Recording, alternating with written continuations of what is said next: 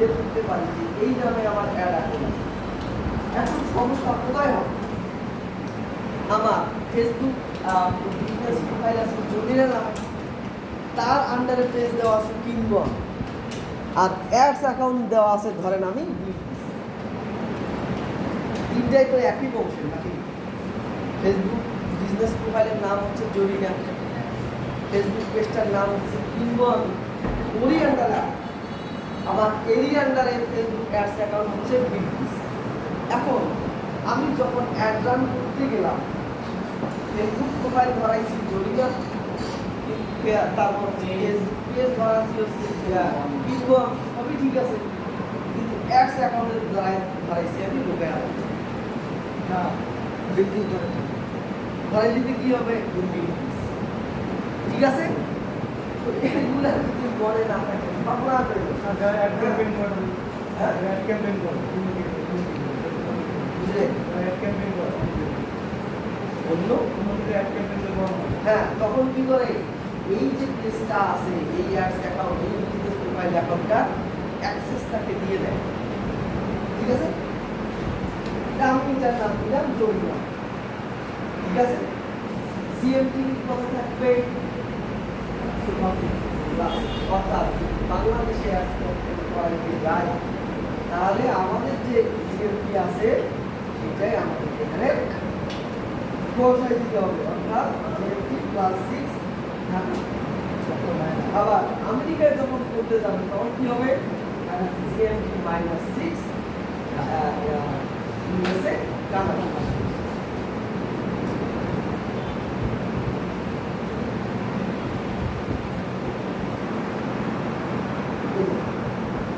এবার currency dollar এবং টাকা এর মধ্যে তফাৎ একটু হলেও আছে। দেখেন এখানে কারেন্সি ডলারও আছে, টাকাও আছে। এখন সমস্যা হচ্ছে আমি যখন ডলারে রাখবো, ধরেন আমি প্রত্যেক দিন $2 করে বাজেট রাখবো, $2 বাংলাদেশি টাকা কত দিলে হয়? 250 250, হ্যাঁ 250। আমার কথা আছে আমি ডেইলি বাজেট দেবো $200, ডলারে কীভাবে দিতে পারবো? তাহলে আমি যদি ওটা টাকায় রাখি প্রত্যেকদিন $200 করে দিই, তাহলে আমার ডলারটা ভেজাল হবে না? হবে কি না? বা সর্বনিম্ন 175 টাকা পার ডে দেওয়া আছে, তাহলে 175 টাকায় কি আমি ডলারে দিতে পারবো? $1 দিলে কম হয়, আর $2 দিলে বেশি। এই জন্য পারলে এটা আপনারা বাংলাদেশি টাকায় রাখবেন, কোনো সমস্যা নাই। তারপর এখানে আছে মাই বিজনেস, এটা তেমন সমস্যা নাই। এই যে জরিনাকে আমি আপনাকে বলে দেবো আমার আন্ডারে তোমার একটা বিজনেস ভাই কি নামে জরিনা আছে বিজনেস পোর্টফোলিও, তার আন্ডারে আমি এখন খুলতেছি একটা অ্যাপস অ্যাকাউন্ট। ঠিক আছে, তাহলে এক একটার সাথে এক একটা লিঙ্ক আছে। তাহলে আমি এখন ক্রিয়েট অ্যাপ,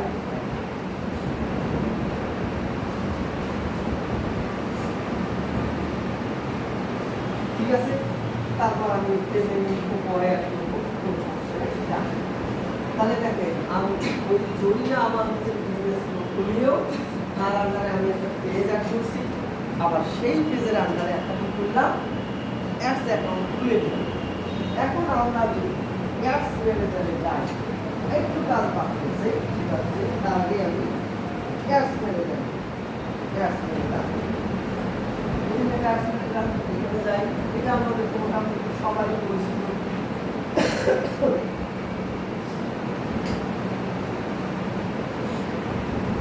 সবাই পরিচিত না? এটা আমাদের এই যে এটা আমরা যখন অ্যাডস রান করি তখন এখানে বেশি আমরা ক্যাম্পেইন ছিল।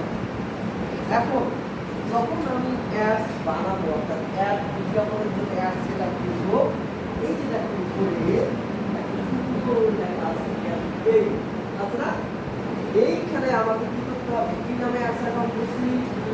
জরিনা। এখানে আমি খুঁজে দেখবো জরিনা আছে কি না, আছে জরিনা আছে। এই জরিনাকে আমি ধরাই দেবো এবং জরিনার আন্ডারে আমার এই অ্যাড অ্যাকাউন্টটা দিচ্ছি, এইটাকে আমার ধরাই দিতে হবে।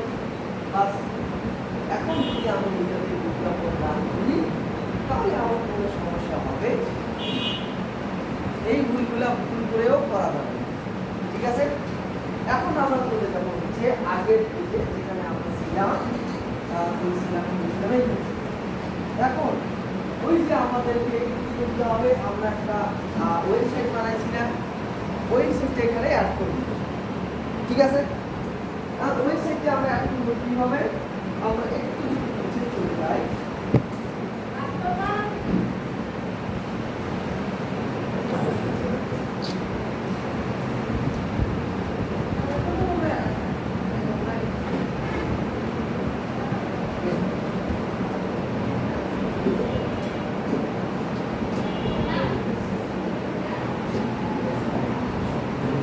এখন যেটা করতে হবে আমাদের এই যে এগুলো একটু বাসায় গিয়ে খোঁজ নেবেন। হ্যাঁ, এগুলো নিয়ে যত পড়াশোনা করবেন তত ভালো করে শিখতে পারবেন। What is data, data source, catalogues, data set and physics, তারপরে কি আমাদের এখন ডাটা সেট অ্যান্ড ফিজিক্স, তাই না? এটা যদি আমরা না পাই তাহলে ওই ওয়েবসাইটের সাথে আমাদের কানেকশন হবে না। তারপর কি আছে, হচ্ছে স্টাফ সেফটি অ্যান্ড সেফটি আছে, তারপর হচ্ছে মিনিমাম পেমেন্ট, মেটা ভেরিফাই, অনেক কিছু আছে। তো আমরা যখন আমাদের ওয়েবসাইটে অ্যাড করব, এই যে যেহেতু আপনার ডোমেইন নাম চলেই আসছে, তার মানে বুঝি এখান থেকে আমার ডোমেইনটা অ্যাড করতে হবে, বুঝতে হবে না? এখন এই যে আমরা ডোমেইন আবার কি করবো যে আপনার ডোমেইনটা অ্যাড করে দেবেন। এখন ওয়ার্ডপ্রেসের ক্ষেত্রে একটু চলে গেলে, আর যদি আমরা HTML এর ক্ষেত্রে করি তাহলে একটু মোটামুটি সহজ, কারণ এখান থেকে আমাদের মেটা ট্যাগ, HTML ট্যাগ ব্যবহার করতে হবে। মাথায় ঢোকে হালকা হালকা কিন্তু অনেক মানে বুঝতেছি না তাই তো হ্যাঁ বালিকা থেকে আমার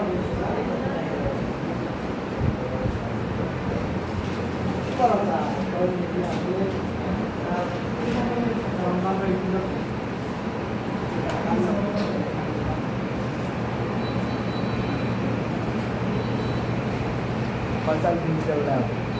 Nama itu juga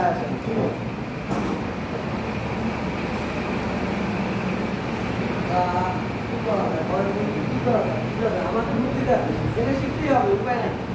একটু কারণ করতে গেলে এগুলো শিখতেই হবে।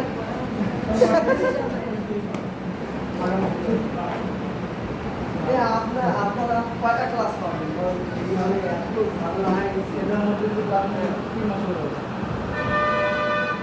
এগুলো না শিখলে ইনকাম হবে পুরো লাভ নেই। না এগুলো তো আগে আমরা নির্দিষ্ট আগে বুঝে দিলাম, সময়টাও কম লাগবে।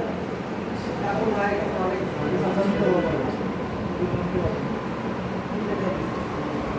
শিখতেই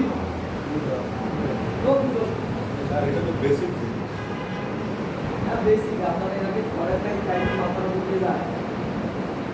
আমি যদি এর ভিতরে লিখতে যাই সারা 3 দিন লাগবে আপনার ফেসবুক সম্পর্কে বিস্তারিত জানতে। আর এটাকে যে নিজে আয়ত্ত করতে পারবে সেই ফেসবুকে কাজে লাগাবে। ফেসবুকে যত ভালো করে বুঝা ঠিক চ্যাট জিপিটি তত বেশি ছেলে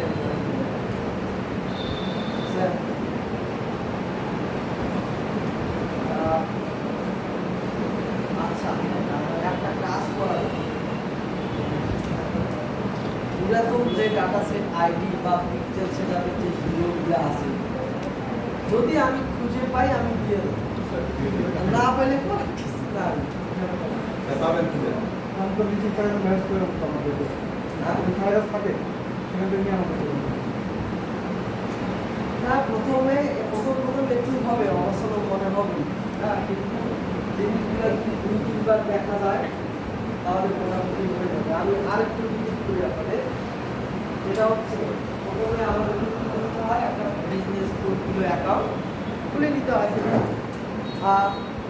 বিজনেস পোর্টফোলিও অ্যাকাউন্ট কিভাবে খুলবো, বিজনেস.ফেসবুক লিখে সার্চ করবো, আমার অ্যাকাউন্টে চলে আসবে। উপরে আমার প্রোফাইলটা শো করবে, সেইখানে তীর চিহ্নে ক্লিক দিয়ে নিচে দেখবো আমি create a business portfolio account আসবে না। ওইখানে ক্লিক করে আমি একটা বিজনেস পোর্টফোলিও অ্যাকাউন্ট খুলে দেবো।